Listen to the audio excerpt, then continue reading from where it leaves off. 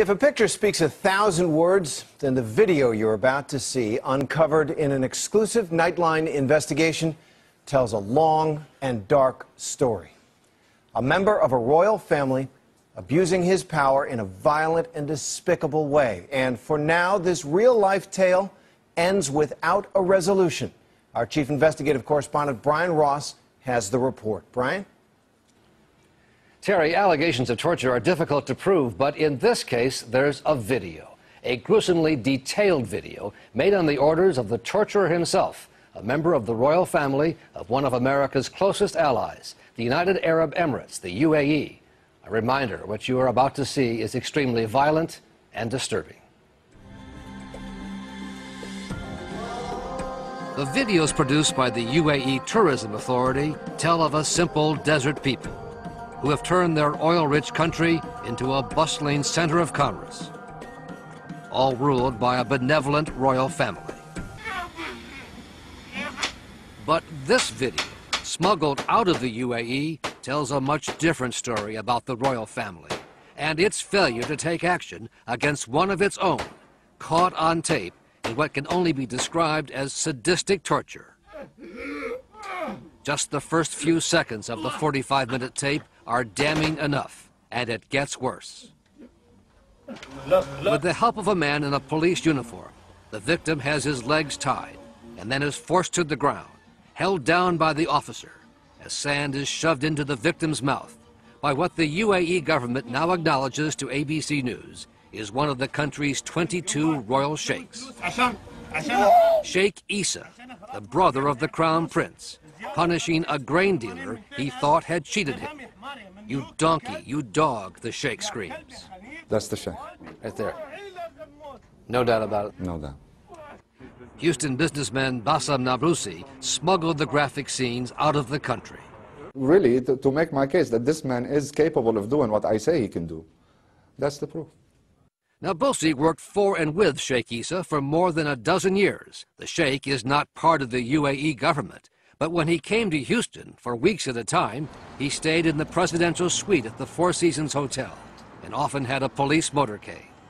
Nabrousi says he and Sheikh Isa were business associates until a falling out that has led to a lawsuit and now the public release of the torture tapes. It's like you flipped a switch and the man took a wrong turn in his life and started getting violent. Nabrousi says the torture took place at Sheikh Isa's royal ranch on the outskirts of Abu Dhabi. And he says the sheikh ordered Nabrousi's brother to record the sessions so the sheikh could watch them later. At one point, the sheikh instructs the cameraman, get closer, let his suffering show." After using a cattle prod on his victim, there's this gruesome scene. The sheikh points to a board with a nail protruding and then begins to beat him again and again. "Where's the salt?" asks the sheikh.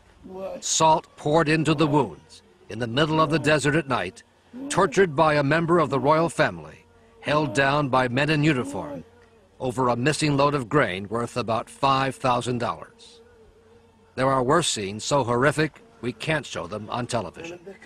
It's absolutely revolting, and I must say I find it a great shame. Sarah Lee Whitson of Human Rights Watch says she has never seen such a graphic tape with the torturer flaunting his axe. Oh my God.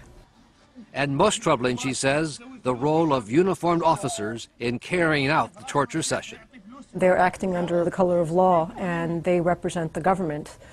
If the government does not investigate and prosecute these officers and those commanding these officers to go along with what we've just seen, then it is the state that is torturing them.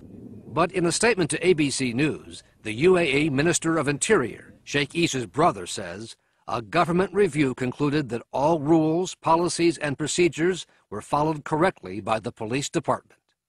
If this is their complete reply, then sadly it's a scam and it's a sham, and it should be called that.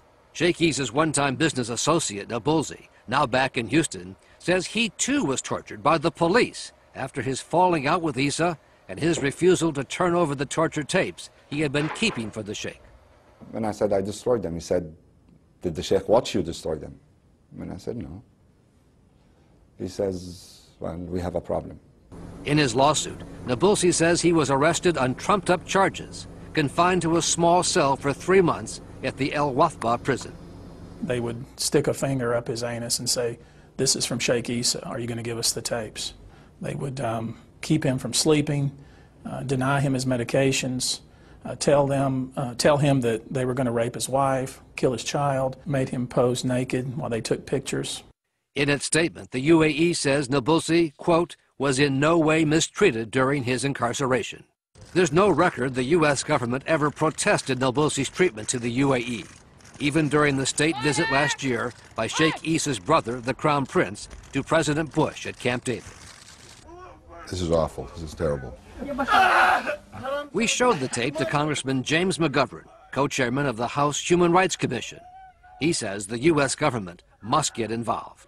Granted that they're strategically located in a key part of the world, but it's hard to imagine that we're just kind of going on with business as usual when this kind of stuff happens.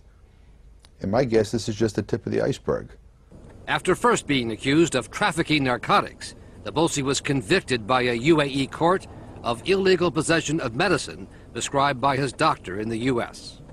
The whole government is all brothers. What can you do? The tape ends with what appears to be attempted murder. The victim is left semi-conscious as Sheikh Issa drives over him back and forth with his Mercedes SUV.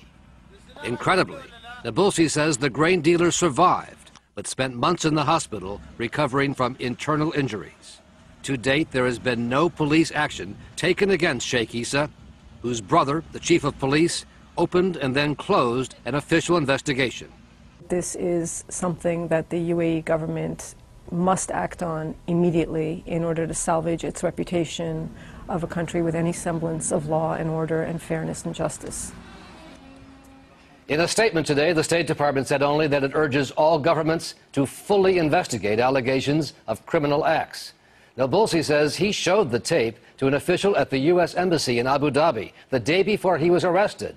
He says the only advice he got from the American official was to get his family and leave the country as soon as possible. Terry? Brian, that is a shocking investigation on so many levels, especially as our own country is engaged in a wrenching debate on torture. Thanks to Brian for that report. We'll be right back.